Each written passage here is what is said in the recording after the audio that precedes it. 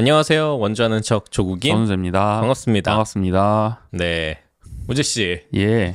오늘 꽤나 내추럴하신데요. 저요? 네. 머리 자르셨네요? 그렇습니다. 너무 확 달라지셨네요. 네. 약간 뭔가 가벼워진 듯한 느낌도 들고요. 한 3kg은 빠지신 게 아닌가. 머리로만 엄청난 네. 장발 거의 사자머리 가까운 그러니까요. 머리를 하셨다가 네. 확 그냥 드러내셨군요.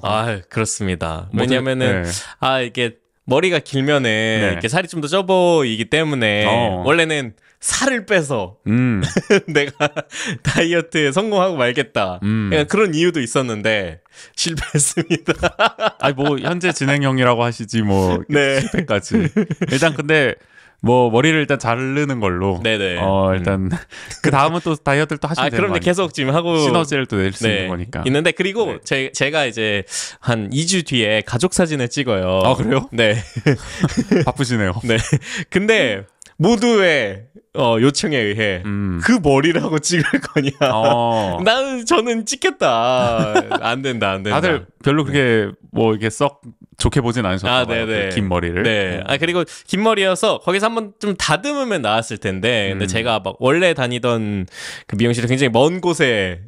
그게 이제 스타일이었다기보다는 네네. 불가피하게 길어진 거다 보니 네. 좀 정돈이 아주 잘 되지 않았던 면이 있었던 거죠. 그래가지고 고민을 하다가 그냥 좀 짧게 잘라 보았습니다. 화끈하게 자르셨네요. 근데 이번에는 거기 어디입니까? 어디 부천? 부평. 맨날 헷갈려. 부천, 부평. 인천까지 안 가시고. 맞아요. 원주에서 또 새롭게 또 자르신 건데. 그러니까. 어디 만족스러우세요? 그럼요. 왜냐면은 한번 갔다 왔는데 너무 오래 걸려가지고. 그쵸. 아니 거의 끝까지 갔다 서쪽 끝까지 갔다가 다시 돌아온다는 게 쉬운 일이 아니죠. 네, 그래서 어쩔 수 없다. 받아들이자 이제 현실을. 앞으로 좀 이런 스타일을 유지하실 계획이신가 봐요. 아마 근데 제가 원래 머리를 약간 요 정도 길이를 했다가 또 여름 되면 짧게 자르기도 하고 이렇게 헤어스타일 변화를 주는 걸 좀 좋아해가지고 그래서 장발까지 이번에 도전을 해봤던 거고 아마 시기에 따라서 이제 또 머리를 잘랐으니까 좀 변화를 많이 자주 주지 않을까. 보는 사람마다 한마디씩 할 것 같네요. 너무 이게 확 달라지셔가지고. 그러니까 저도 사실 아직 적응이 잘 안 돼요. 그러니까. 저도 머리 잘라야 되는데 저번에도 한번 말씀드렸을 거예요. 막 바버샵을 한번 가보고 싶다.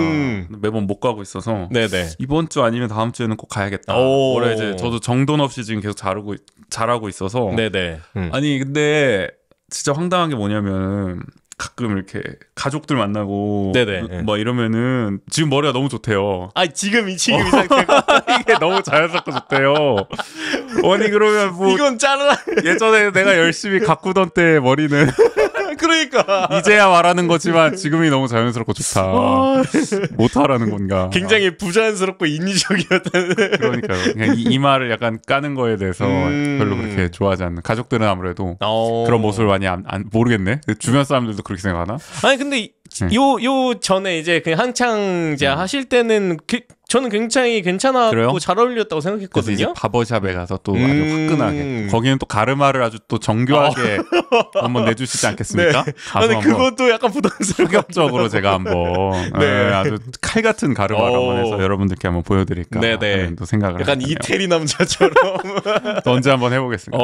저도 이제 30대가 돼가기 때문에 그런 머리를 사실 예전에 했어도 큰 위화감은 없었을 것 같긴 한데 또 한번 해볼까 생각을 좀 갖고 있고 하여간 계절이 바뀌었기 때문에 그러니까요. 스타일 변화를 하기 또 좋은 시기 아니겠습니까? 많이 더워졌어요 지금. 맞아요. 진짜 더워졌어요. 그러니까 아니 에어컨 미리미리 또 수리를 받으셔야 돼요.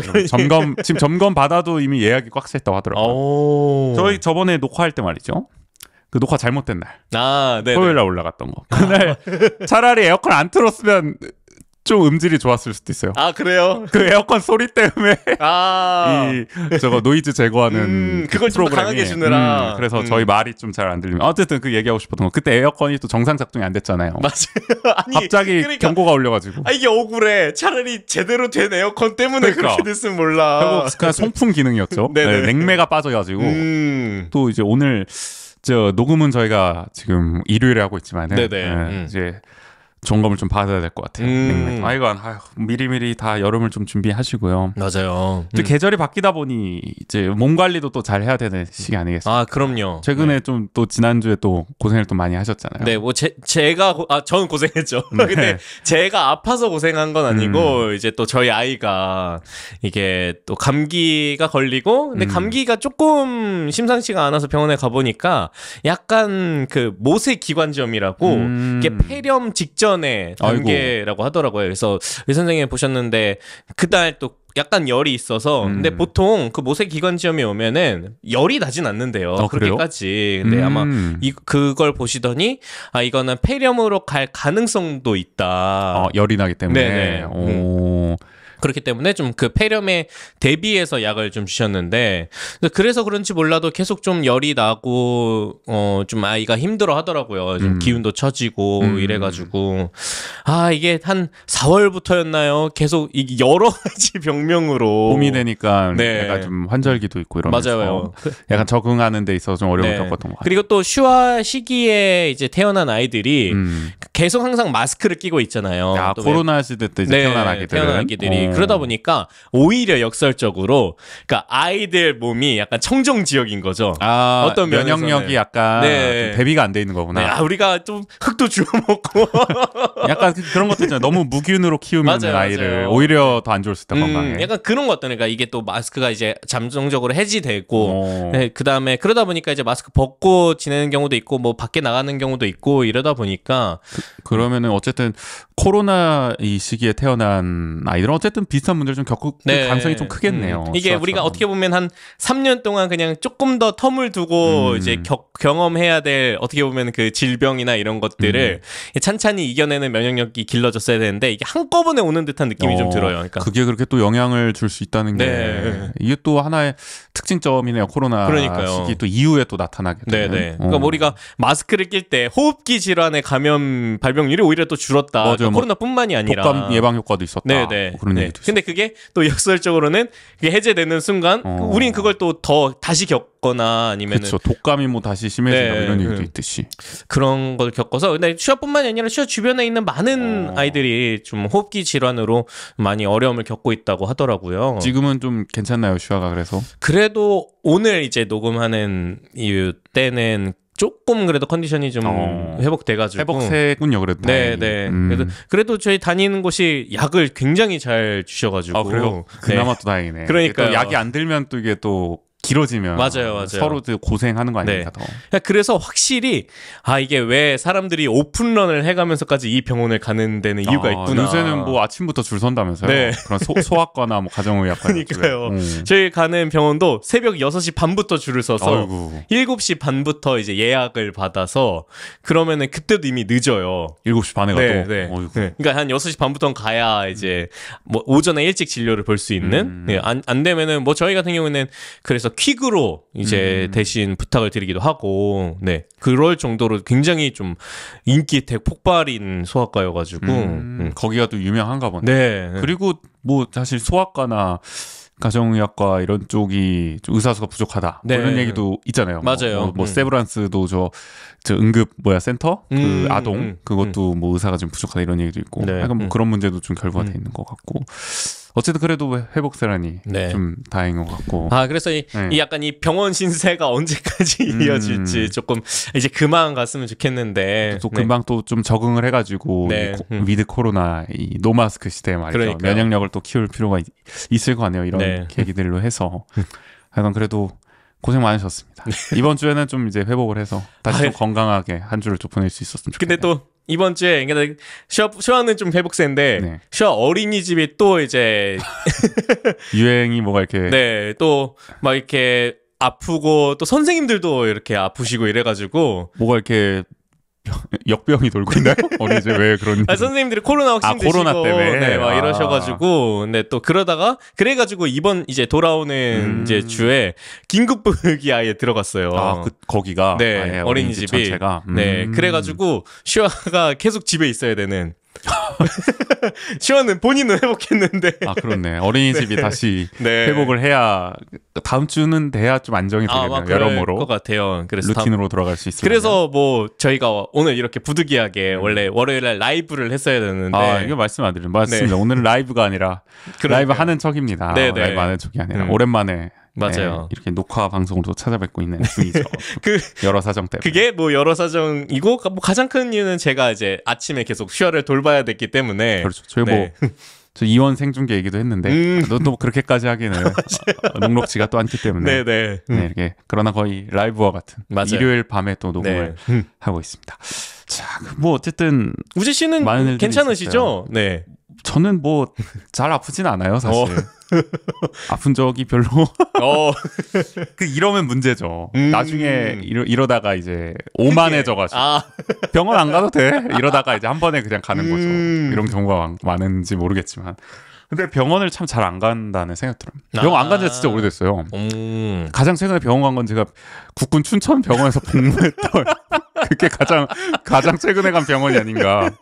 공교롭게 병원을 가장 안 갔는데 제 인생에서 군 복무를 병원에서 하는 바람에. 그러네요. 근데 그때도 제가 진료를 거의 안 받았어요. 그러니까 보통 병사들은 다 무료니까 어차피 그냥 아프다 싶으면 보라 그래요. 그냥 그 부대에서도 그냥 뭐 어차피 병원인데 뭐 그냥 봐라 아프면은 또 코로나도 있었기 때문에. 근데 저는 그때도 거의 뭐 진료를 안 받던 것 같아요. 어떤 애들은 뭐 치과 가서 하다못해 스케일링이라도 한번 하는데 저는 그런 것도 안 하고 뭐 했나 몰라. 하여간 그러다 보니 나와서도 지금 이렇게 살고 있는데 그게 약간 습관이기도 한 것 같아요. 이게 맞아. 어쨌든 가버릇하지 않으면은 맞아. 굳이 뭐 이러면서 병원을 가야 되는데 저희 부모님도 잘 안 가세요 병원을.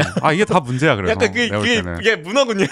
어떤 이러다 이거 큰일 나는데 어쨌든 병원을 좀 가야겠다는 생각도 들고 뭐 저는 뭐 지난주에 뭘 했나 보면은 사실 제가 오늘은 그래도 좀 많이 치워놓게 됐는데 이게 설거지가 이게 한도 끝도 없이 쌓여가지고 지난주는 그게 네네. 일주일 내내 마음의 어떤 짐처럼 계속 하나씩 늘어날 때마다 늘어나면 늘어날수록 하기가 싫어지는 맞아요. 그런 상황에 처해서 오늘 다 끝내긴 했는데 너무 힘겹더라고요.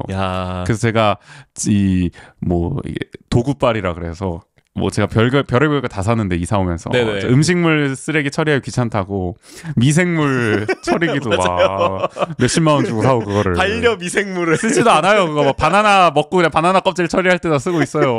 필요도 없는 그런 거는 덜컥 사고 정작 저한테 필요한 거는 이 식기세척기가 아니었나. 차라리 그걸 사면 굉장히 유용하게 썼을 것 같다는 생각이 들어요. 미생물 처리기만큼의 금액이면은 뭐 가성비도 아니고 이거는 굉장히 좋은 브랜드로 살 수 있지 않았을까. 1인 가구에서 쓰기에는 뭐 충분할 만한 그런 걸 살 수 있지 않았을까 싶은데 좀 고민이 되네요. 지금 또 약간 어쨌든 이게 좀 본격적으로 진짜로 자취를 이렇게 하신 건 거의 처음이잖아요. 물론 대학생 때 하시긴 했지만 그렇죠. 그러니까 예전에는 약간 임시 방편으로 산다는 느낌이 컸죠. 그러니까 뭐 그런 표현을 했어요. 그러니까 내가 사는 집이 약간 일회용품 같다. 그러니까 굳이 공들여서 뭘 하고 싶지 않다. 그러니까 일회용품 뭐 닦아서 다시 쓸 거 아닌데 설거지 막 이렇게 아주 열심히 하진 않듯이 내 집도 그렇게 열심히 꾸미진 않았단 말이죠. 근데 지금은 어쨌든 좀 장기적으로 살 집이라고 생각이 되니까 여러 가지를 들여놓기 시작했는데 그닥 효율적이진 않은 것 같다. 이것도 해본 놈이 소비한다고 이게 확실히 시행착오가 있어요. 맞아요. 그러니까 저도 뭐 이제 신혼집 때도 비슷했던 것 같고 아니면 저 자취할 때는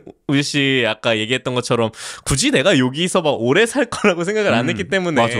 뭐 가구나 이런 것들도 굳이 사진 않았었는데 확실히 신혼집 때 이게 필요하다고 약간 생각했던 게 나중에 막 필요하고 이건 꼭 필요해라고 생각해서 샀는데 거의 뭐 일상에서 잘 안 쓰게 되는 그런 게 진짜 많았던 것 같아요. 맞아요. 그런 한번 과정을 겪어야 돼요. 사실. 맞아요. 그래야 이제 깨닫는 게 있고 제가 지금 딱 그 한복판에 있다 그런 과정을 하고 있는. 저희가 그 신혼집에 붙박이장을 안 하고 약간 뭐랄까 드레스룸처럼 이렇게 꾸며놓겠다라는 생각을 해가지고 뭐 이렇게 뭐 약간 오픈되어 있는 옷들이 이렇게 딱 둘러 있는 그러니까 장은 너무 올드해 이런 생각을 해서 근데 그걸 해야지 생각을 했는데 생각만 있고 이게 실천이 안 되는 거예요. 그러니까 거의 한 1년 동안을 아마 저희 집 와보셔서 아시겠지만 그냥 이렇게 바닥에 이제 옷을 쌓아놓고 약간 어제 이사 온 것 같은 한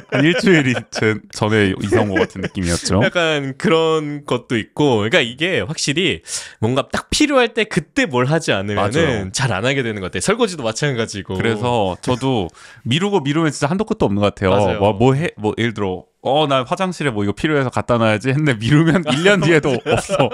결국. 그럼 진짜 황당하거든요. 그래서 일주일에 한 번씩 이렇게 집을 돌아다니면서 태블릿 PC를 들고 좀 체크를 해야 되나. 이렇게. 약간 공장 현황 점검하듯이. 상태 이상부. 이거 필요해. 이러고 그냥. 아니, 우리 카페 가면은 뭐 이렇게 화장실 점검자 뭐 이런 거 있잖아요. 맞아. 저 그런 거 이제 막 군대 다닐 때도 많이 하거든요. 어디 막 시설 점검하러 다니고. 네네네. 그럴 땐 하는데 정작 우리 집은 안 한다는 게야. 이게 웃긴 거야.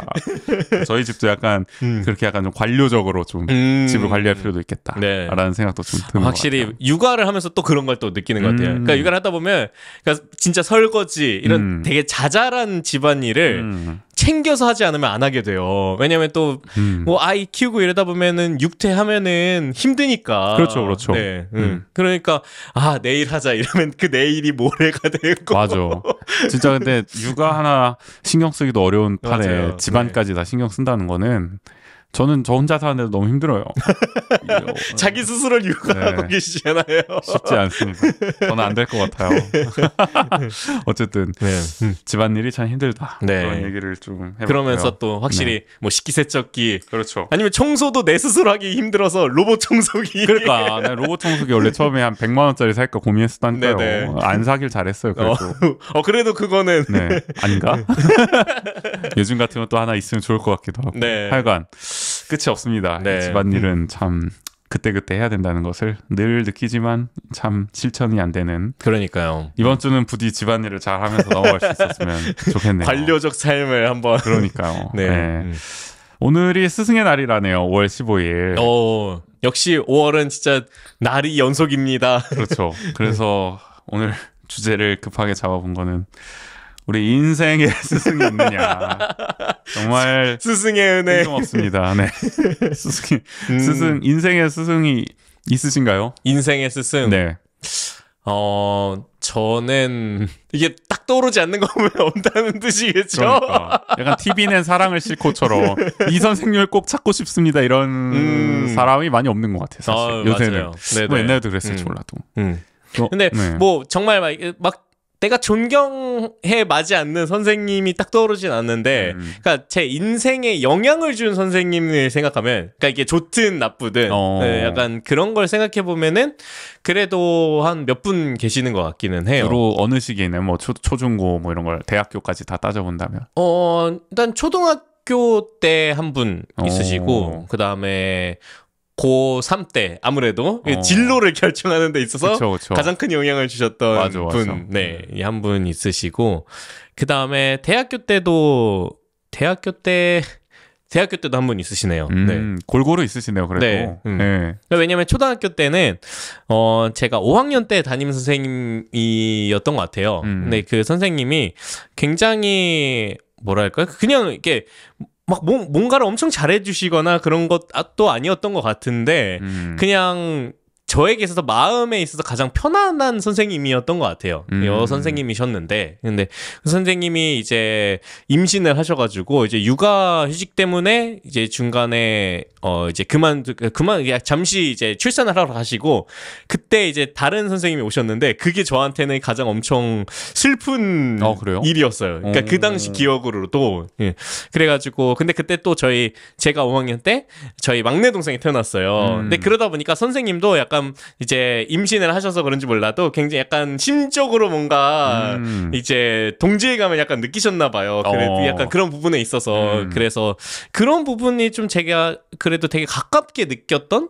약간 그런 선생님이어서 기억에 좀 많이 남는 것 같고 그리고 고3 때 저희 담임 선생님은 제가 이제 수능을 치고 그 다음에 재수를 해야 되나 약간 고민을 하고 있었는데 그 또 막 원서를 쓸 때 저는 약간 그러니까 정치외교학과를 쓸까 아니면은 그냥 원래 정치외교를 가고 싶어서 이제 아니면은 프랑스어과를 쓸까 고민을 하고 있었는데 그래서 가군에 그냥 한국외대 이문동 캠퍼스에 있는 정치외교학과를 쓰고 그다음에 나군이었나 다군이었나 아마 거기에 이제 지금 글로벌 캠퍼스 용인에 있는 프랑스학과를 썼어요. 근데 저는 약간 그때 생각해보면은 프랑스 어과를 썼으면 붙었을 것 같기도 하거든요. 그러니까 이문동에 있는 어과와 학과에 지금 차이였죠. 네. 근데 정치외교학과를 써보라고 하셔가지고 근데 이제 정치외교학과를 썼었는데 근데 그게 진짜 예비 거의 한 자리 앞까지 밀리다가 결국 안 됐어요. 야, 너무 아까울 뻔했다. 네. 실제로 거기만. 네, 맞아요. 그래가지고 그걸 생각해보면은 만약에 내가 프랑스 어과를 썼으면 어떻게 됐을까? 약간 그런 생각이 들면서 약간 그게 인생의 약간 기로 중에 하나가 아니었을까 그런 생각이 좀 들었어요. 그러면 고3 선생님이 인생의 스승인 이유는 뭐예요? 그러니까 어디 보면은 내 인생의 방향에 결정적인 영향을 준 분이 아닌가. 왜냐면 제가 프랑스 학과를 비록 갔었지만 그러니까 프랑스 학과를 가서 오히려 저는 거기 가기 전까지는 뭔가 좀 더 정치외교 학과와 관련한 일 쪽으로의 진로를 생각했었거든요. 뭐 국제기구에서 일한다든지 아니면 뭐 그런 형태들로. 근데 프랑스 학과를 왔기 때문에 제가 프랑스 학과에서 뭐 프랑스와 예술이나 문화 뭐 이런 것들을 배우면서 오히려 이 불란서쟁이가 되면서 불란서의 아주 전도사가 되셨죠. 네. 그러면서 또 특히 프랑스의 어떤 그런 다양한 문화들, 그러니까 이게 예술적 문화뿐만이 아니라 프랑스인들이 가지고 있는 그런 다양한 문화적인 모습들을 제가 약간 저렇게 약간 저런 문화를 우리나라에도 만들고 싶다라는 생각을 가지게 되면서 이쪽 분야의 진로를 좀 생각하게 됐기 때문에 어떻게 보면은 나의 진로에도 가장 많이 영향을 준 선택이 아니었나라는 좀 생각을 하게 됐어요. 그래서 저의 약간 인생의 스승 그런 의미에서 인생의 스승이 아니신가. 그렇게 가신 대학에서도 또 그리고 인생의 스승을 또 만나신 거고. 네. 그곳에서 또 제가 만났던 저희 학과 교수님이신데, 네. 그분께 배웠던 많은 것들 중에 뭐 프랑스 예술 문화라든지 딱 제가 좋아하는 그 과목의 그 과목을 가르쳐 주셔가지고 그분은 정말 학문적으로 스승이네요. 네. 어떻게 보면은. 네. 그래가지고 딱 제가 그때 그 교수님이 강의해 주셨던 게 퀘벡 지역에 대한 강의를 해주셨군요. 그러면서 제가 프랑스 퀘벡이 아니라 캐나다 퀘벡의 또 정치 문화 역사 이런 내용들을 배우면서 퀘벡이 가지고 있는 그 진보적인 가치들 네. 감화가 되셨군요. 네. 퀘벡 독립운동까지 지지하시겠네요. 그럼요. 그래요? 캐나다에 가시면 안 되겠는데. 어쨌든 네. 많은 또 영향을 학문적으로 받게 해주셨던 교수님. 지금도 계시나요? 아마 지금도 계시는 걸로 알고 있어요. 네. 어쨌든 그래도 세 분의 어떤 인생의 스승을 또 꼽아 주셨습니다. 네. 우지 씨는 몇 분이나 계시나요? 글쎄요. 안 계시나요? 저도 별로 안 떠올라요. 사실 그러게요. 많이 배운 게 없는가? 배움이 짧은지 인생의 스승이라 기억에 남는 선생님들이 있긴 한데 근데 사실 다 이상했던 것 같아요. 특히 초등학교 때 선생님들은 진짜 다 이상했어.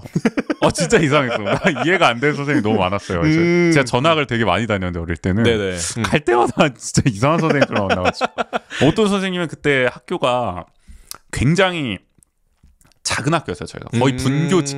그게 제가 2학년 때 전학을 갔는데 2학년이 한 반밖에 없어요. 한 반. 그 3학년도 그 반이 3학년 되고 4학년 되고 5학년 되는 거예요. 끝까지 가는 거예요. 6학년까지 그 반은. 그런 작은 학교였기 때문에 그럼 담임도 학년마다 한 명밖에 없는 거죠. 우리 담임 선생님도 그랬던 거고. 근데 거기가 이제 좀 시골에 있다 보니까 학교에서 이제 쥐가 나와요. 네네. 그래서 이제 쥐덫을 설치해 놓거든요. 끈끈이 쥐덫. 그래서 그걸 이제 막 밟지 말라고 이제 막 하는 거죠. 근데 막 교실 곳곳에다 깔아놨는데 그거를. 그러면 이제 급식을 받잖아요. 그때 급식차가 왔어요. 지금도 오나요? 초등학교 보면은? 지금은 안 올 거예요, 아마. 네. 급식차가 이제 교실까지 와서 이제 급식을 나눠주는데 애들끼리 막 이제 밀다가 저 거기에 밀려가지고 이제 밟은 거죠, 그거를. 근데 하여간 뭐 그거를 이제 막 선생님이 이제 보고는 엄청 막 혼내는 거죠. 그러니까 막 전후 사정을 보지 않고 그냥 밟았다는 거 자체. 밟았다는 그 사실만. 그래가지고 이제 막 뭐 그때 저희가 무슨 뭐 무슨 통장 제도가 있었어요. 막 좋은 일을 하면은 무슨 뭐 1,000원 주고. 그러니까 실제 돈이 아니라 기입하는 거 그냥 가상머니죠. 가상화폐. 근데 마이너스 3,000원이 되면은 네. 이제 매를 맞아야 돼요. 그러니까 지금 생각하면 말이 안 되는데 그때는 페널티였어 그게. 그래서 회초리를 맞아야 돼요. 회초리. 그때 약간 벌점 제도 비슷한 거군요. 네. 근데 그분이 제가 쥐덕 밟았다고 이제 마이너스 3,000원을 때려버리는 거예요. 갑자기 한 번에. 물론 제가 영어는 아니었기 때문에 모르겠네. 그때 이미 마이너스 통장이었나? 아무튼 내 인생은 모르겠고 아무튼 그래가지고 근데 그 형량도 기준이 없어. 그냥 자기가 너무 열받으면 그냥 마이너스 막 3,000원, 2,000원 막 그러다가 넘어가기도 하고 그냥 어떤 또 잘못한 거. 그 밥 먹다가 저희 약간 화장실 가가지고 잠깐 좀 애들끼리 약간 떠들고 와서 다시 밥을 먹었는데 네. 왜 밥 먹다 나가냐면서 마이너스 한 2,000원 줘요. 아니 뭐 그런 식이야 다. 그래서 나는 초등학교 때 그런 선생님들밖에 기억이 안 나요. 지금 생각해보면 희한해. 야. 그리고 또 나중에 이제 그 반에 또 제도가 선생님하고 꼭 한 번씩 밥을 먹어야 돼. 1대1로. 1대1로? 네. 앞에 나와가지고 식사 시간에. 근데 또 식사 시간 나왔을 때는 또 되게 잘해줘요. 무슨 게임을 즐겨 하니? 막 이러면서. 엄청 그렇게 친절할 수가 없어. 그래서, 이해가 안 돼요. 뚜얼구레 네. 선생님. 물론 선생님도 뭔가, 힘겨운 사정이 있었을지 모르겠지만. 그렇겠지만. 지금 생각해보면 다 이해가 생각해보면 되게 그런 혁신적인 뭔가 이런 신세대 선생님 같으면서도 한편에서는 되게 구세대적이기도 하고 약간 종잡을 수가 없네요. 시골에 부임해 오셔서 녹록치가 않으셨던 것 같기도 하고. 근데 그 학교가 제가 또 전학을 갔거든요. 4학년 될 쯤인가? 그때? 그 이후로 되게 잘 됐어요. 그 학교가. 지정돼가지고 영어 특성화 무슨 건가? 그래가지고 학교가 되게 좋아졌더라고요. 지금 그러니까 보면. 아무래도 그렇게 작은 학교에 오히려 지원을 더 많이 하잖아요. 그래서 지금은 몰라보게 좋아지는 상당히. 그래서 아무튼 아이러니했다. 그 뒤로 중학교, 고등학교? 딱히 기억이 잘 안 나네요. 진짜 기억이 안 나네. 고등학교 때 고3 선생님이 좀 특이했는데 고3 선생님이 저를 좀 특이하게 서로 특이하게 생각했던 서로? 네. 그래서 그냥 기억이 납니다. 제가 그때 이제 야구 블로그를 할 때여가지고 다른 반에 가서 막 저보고 발표를 하라고. 다른 반에요? 너의 사례를 발표를 해라. 그래서 야자 시간에 가서 발표하고 그랬어요. 나 이런 블로그를 운영하고 있는데 이런 걸 하고 있다. 영문도 모르지. 네. 갑자기? 애들한테 약간 진로 교육하러 온 것처럼 나도 내 진로를 모르겠는데 지금 내가 왜 여기서 사례 발표를 하고 있나.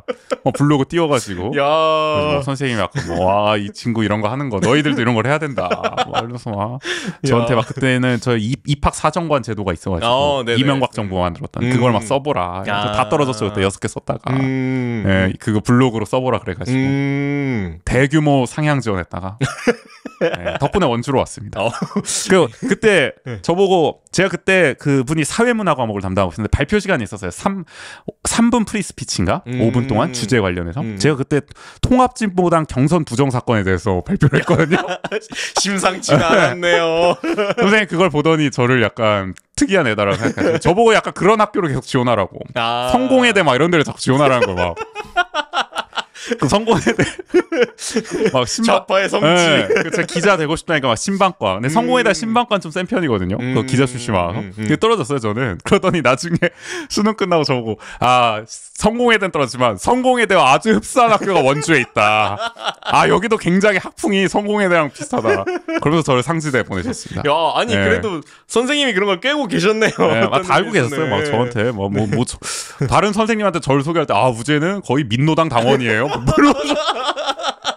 나는 민노당 좋아하지도 않았는데 아무튼 희한한 선생님이어서 선생님이 약간 동지를 얻으신 것 같은 기분이 아니었을까요? 전교조 쪽이셨는지 모르겠지만 그러니까요. 나중에는 대학 가서 문자 한번 보여주세요. 그때 류현진이 이제 딱 데뷔할 때여서 메이저 류현진을 보니 우재 너가 생각나는구나. 야구를 좋아한다. 그래서 했던 기억이 다 어쨌든 그 정도 선생님밖에 기억이 안 나고 대학 때 온 교수들은 다 그냥 다 그렇더라고요. 교수들은 다 그런 것 같아요. 모르겠네요. 네, 하여간 스승의 날입니다. 네, 스승의 날이네요. 저는 근데 인생의 스승이라고 생각하면은 또 이렇게 우리가 보통은 이렇게 교사와 학생 이런 교수님과 학생 이렇게 생각을 하는데 저는 저 주변에서 이렇게 저를 어떻게 보면 동기부여 시켜주거나 아니면 배울 점이 많은 사람들을 또 스승이라고 충분히 생각을 하기 때문에 네. 또 언제든지 바뀔 수가 있죠. 그렇죠, 그렇죠. 뭐 요즘의 스승은 있으세요? 요즘의 스승은 네. 저는 약간 슈아? 네. 왜냐면은 네. 진짜 놀랍게 그러니까 뭐 아이 앞에서 찬물도 마시지 마라 이런 얘기를 하는데 그걸 절실히 요즘 깨닫고 있어가지고 네. 약간 뭐가 있을까요, 에피소드가? 그러니까 제가 저희 집 베란다에 네. 그러니까 인조잔디를 깔지 않았습니까? 인조잔디 네. 거기다 자전거도 놓으시고 네. 그러셨죠? 그러면서 네. 이제 또 슈아가 놀 수 있게 뭐 슈아 텐트도 놓고 막 이러는데 아니 거기에 제가 이렇게 캠핑 의자를 놓고 이거 제가 원주 하는 척에서 얘기했던 것 같긴 한데 그래요? 네 아니었을까요? 몰라요. 저 기억이 안 나요. 네. 다시 해주세요. 이렇게 이제 거기 테라스에 캠핑 의자도 놓고 막 이래가지고 저희가 이제 뭐 햇살도 좀 즐기고 뭐 이러고 있어요. 근데 거기에 제가 앉을 때마다 약간 저도 이제 아버지가 돼서 그런지 몰라도 이제 네. 앉으면서 좋다 이렇게 하거든요. 자연스럽게 나오죠. 네네. 네. 아니 근데 어느 날 갑자기 슈아도 이렇게 자주 거기서 놀아서 이제 그 의자를 놨는데 슈아가 본인이 앉더니 좋다 이러는 거예요. 그대로 따라하는. 야. 아니 진짜 기대면서 발음도 정확하지도 않으면서 좋다 막 이러면서. 근데 진짜 그런 거 신기해요. 네. 금방 따라한다는 거죠. 그런 거는 또. 그래가지고 그러니까 따를 때도 뭐 잘 따라하고 그랬는데 그걸 보고는 약간 충격을 받았어요. 야 진짜 그냥 보는 그대로 따라하는구나. 약간 이러면서 그래서 저 자신을 한번 다시 좀 돌아보게 만들기 이런 점에서 나를 거울로 약간 비춰준 느낌이었다. 그렇기도 하고 그 다음에 또 뭐 옆에 계셔서 그런 건 아니겠지만 네. 저는 우재 씨가 저에게 있어서 옆에 있어서 하는 얘기 같은데 아닙니다. 참 스승님이다. 이상한데. 네. 이런 생각하는 게 그러니까 항상 뭐 우재 씨와 이제 좀 잘 통하는 것도 있긴 하지만 네. 또 이야기를 나누면서 항상 또 배우는 점도 많고 너무 거울이 됐어요 서로. 그러니까요. 우리 5년 전, 6년 전만 해도 네. 좀 달랐단 말이에요. 서로. 맞아요. 색깔이 달랐는데 지금은 거의 한 몸이 돼버려가지고. 백갈코마니. 그러니까요. 만나는 사람들도 약간 너무 똑같다. 그런 얘기가 하고 네. 하는 것 같아요. 그러니까요. 어쨌든 그렇죠. 서로 많이 닮아가고 네. 서로에게 많이 배운다는 그런 느낌으로. 그러니까요. 가고 있는 게 아닌가. 그렇게 생각해보니 저는. 제 인생의 또 스승, 오랜 스승. 어떻게 보면은 한 10년이 넘은 것 같네요. 바로 이 한화 이글스가 제 인생의 스승이다. 내 청춘을 앗아간 스승이다. 라는 생각이 또 갑자기 드는데요. 네, 많이 배우고 있거든요. 인생을 정말. 그야말로. 희노애락이 뭔지를. 네, 사전에 쳐볼 필요도 없이 한화 야구를 보면은 요즘도 아주 날리고. 여러 의미로. 네. 뭐 경기뿐만이 아니라 조직이란 무엇인가. 그렇죠. 그러니까 일희일비하지 않게 됐어요. 그러니까 요즘 하나 팬들이 커뮤니티에 막 하루 지면 또 욕하고 막 하루 이기면 막 찬양하고 막 이게 우스워요. 다 보면 하루 이틀 팬하는 것도 아니고 왜 그러나 이게 한 10년 응원하다 보면은 이겨도 그렇게 중요한 게 아니고 지는 것도 그렇게 중요한 게 아니다. 그냥 꾸준하게 평균적으로 어떻게 하느냐 그런 걸 보면 되는 거고 네. 승패가 또 무슨 상관이 있겠습니까? 야구 그 자체가 또 중요한 거고 우리의 삶도 그 자체가 중요한 거지. 네. 성공과 실패가 그렇죠. 네. 그 한순간의 성공과 실패를 가지고 모든 걸 좌우할 필요는 없다는 거를 요즘 또 이건 진짜 인생의 스승이네요. 인생의 스승인데 스승님과 헤어지고 싶은데 헤어질 수가 없네요. 언제까지 함께 해야 될지 네. 그런 생각이 듭니다. 어쨌든 스승의 날 생각해보니까 약간 마무리 차원에서 스승의 날에 이게 찾아가 보신 적 있어요? 보통 그런 친구들 있잖아요. 이게 교무실 다시 방문해가지고 맞아요. 졸업한 네. 학교에 뭐 그런 적 있으세요? 저는 한 번도 없어요 아직. 네. 그 초등학교 때 그 선생님을 뵈러 한번 가보고 싶긴 했었는데, 근데 제가 말씀드린 초등학교는 그 서울에 살 때 다녔던 초등학교여가지고 그러다 보니 네 제가 원주에 이제 이사를 오다 보니까 또 찾아뵙기도 쉽지 않은 상황이기도 하고 연락도 좀 끊기기도 하고 그래가지고 네. 저도 한 번도 없는 것 같아요. 전 초중고를 다 남양주에서 나왔는데도 친구들이 가자 그래도 안 갔던 것 같아요. 왜 나는 졸업하면 딱 그 잊고 싶었던 것 같아요. 저도 근데 비슷한 것 같아요. 네. 네. 뭐 그 선생님 특별히 싫다 이런 타입보다는 그냥 발도 드리고 싶지 않다. 약간 그런 느낌이 있었던 것 같아요. 그러니까 약간 그만큼까지 막 엄청 인상 깊거나 정말 마음속 깊이 우러나와서 찾아가서 인사드리고 싶다라는 생각이 잘 안 들어서 그런 것 그러면은 같기도 TV는 해요. 사랑을 싣고 나가면은 누구 찾아요? 선생님이 아니고 그래요? 방송 분량 나올 만한 분을 일단 선생님은 아닌 거군요. 네. 약간 그렇고 저는 그래서 그나마 만나러 간다면 뭐 대학 학교 아닐까. 교수님들은 아직 건재하시니까. 네네. 안 그래도 최근에 저희 학과 교수님께서 같이 밥 먹자고 막 이렇게 애들 모아가지고 정호 씨도 저랑 이제 같은 학과를 나왔으니까. 네. 그 교수님 지금 부총장이 되셨거든요. 대학. 그래서 이제 학교에 많이 있다. 자기 옛날에 막 서울로 막 세미나도 많이 다니셨는데 이제 학교에 있으니까 언제든 와라 했는데 안 가고 있네요. 지금 또. 아니 가면 또 명절날 약간 친척들 만나거든. 그래서 요즘 뭐 하고 있냐? 너는 뭐 하고 있냐? 너는 그때 어디 언론사를 갔어야 돼. 막 이런 얘기 하면은 또 피곤하다고. 곤란하죠.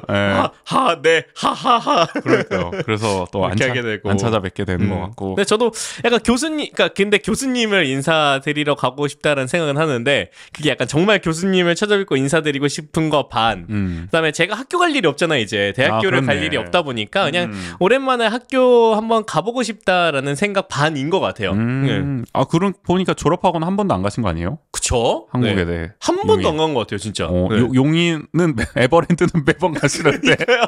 아니 그래서 제가 에버랜드 갈 때마다 한 번 가볼까 이렇게 해놨는데 그때마다 뭘 가. 그러니까 막상 또 그렇다니까. 그러니까요. 다음에 또 기회가 있겠지. 그리고 저희 그 학교가 제가 졸업한 그 이후 아마 그때부터 공사를 하긴 했는데 주차요금을 받기 시작했다고 해요. 그래요? 대학교가? 네. 요새는 그러나 보네. 그래서 가고 싶지 않아요. 그러니까 약간 내가 굳이 주차비를 내면서까지 장벽을 만들었다. 네.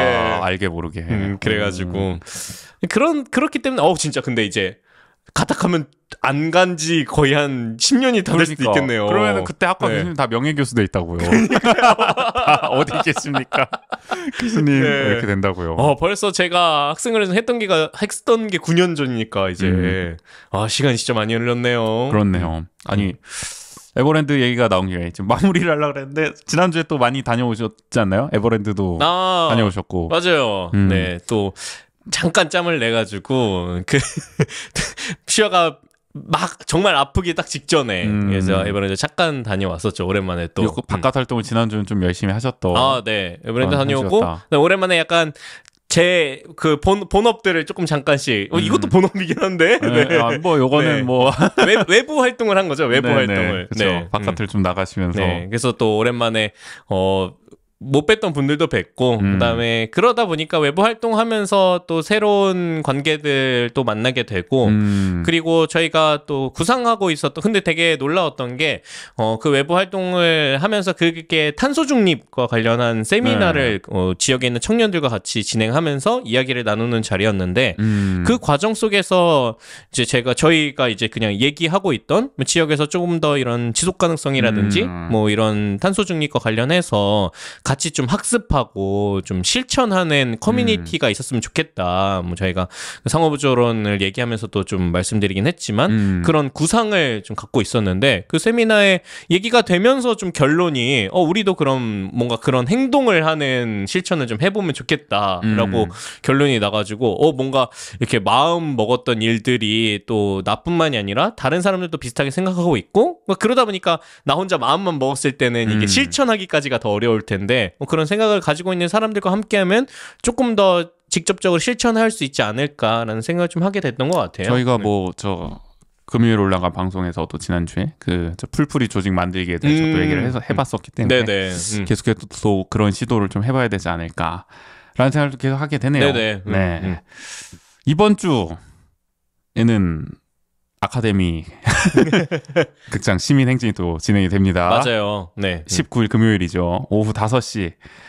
원주시청에서 법조 사거리까지 걷는 거예요.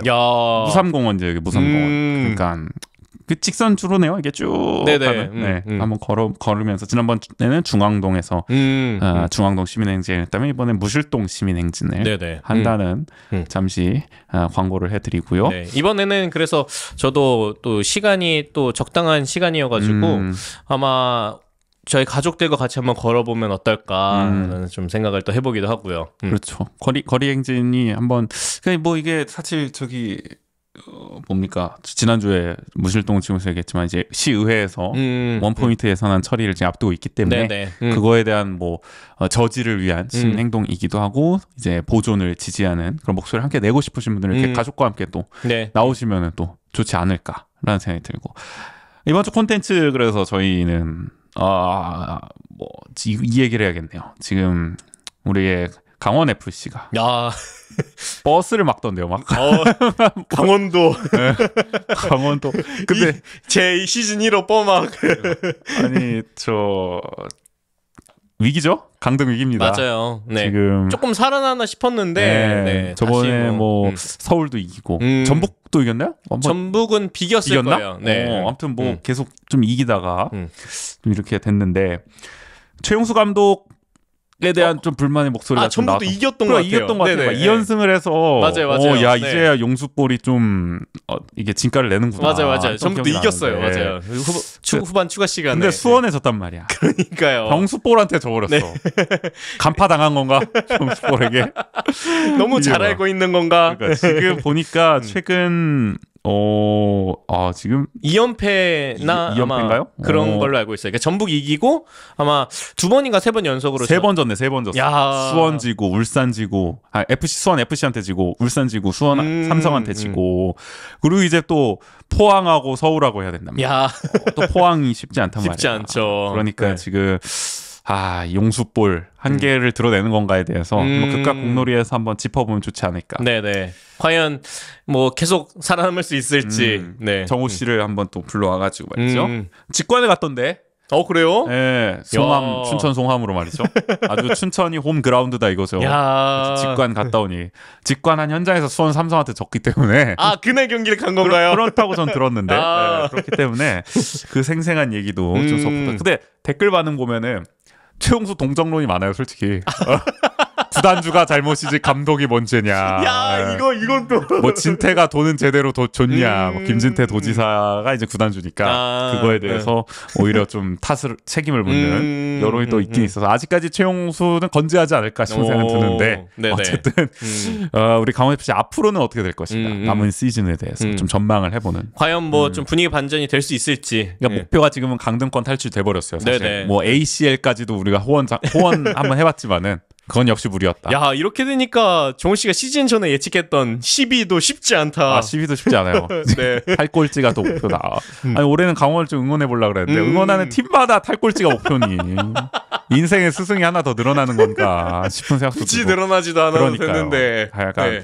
근데 저도 이번에 제가 그 쿠팡 플레이를 가입해 있기 때문에 그 쿠팡 플레이에서 K리그 중계를 하잖아요. 맞아요. 그러니까 겸사겸사 저도 좀 경기를 챙겨보게 되거든요. 아니면 경기를 못 보더라도 최소한 하이라이트는 보게 됐는데 이게 그래서 처음에 딱 이제 열정을 가지고 좀 열심히 봐보자 이랬는데 이 성적이 계속 이렇게 되니까 그러니까 그 마음 자체가 계속 떨어지게 되는 것 같기는 해요. 그렇죠. 그래서 강등권 탈출이 목표가 되긴 했지만 그래도 남은 기간 그래서 상위 스플릿 희망은 아직 있는 거 아니겠습니까? 그렇죠. 그래도 엄청 격차가 완전 벌어진 것까지는 아니기 때문에 맞아요. 아직 시즌 초반이니까. 그리고 오히려 이번 시즌 중위권 다툼이 좀 치열해가지고 또 한번 순위를 봐볼까요? 제가 어쨌든 지금 그 꼴찌인 거죠, 강원이 아닌가?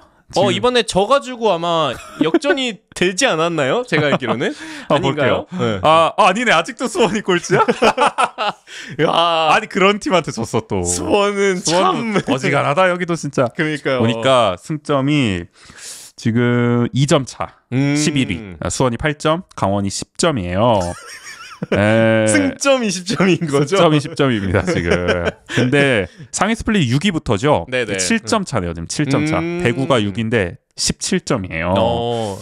이게 여기 지고 딱 전북 이겼을 때까지만 해도 한 6위랑 2점 차인가 그랬거든요. 그러니까 굉장히 타이트했어요 그 중위권이. DB랑 비슷한데 지금 흐름이. 근데 근데 하위 스플릿도 굉장한데 수원 FC, 전북, 광주, 인천, 강원, 수원.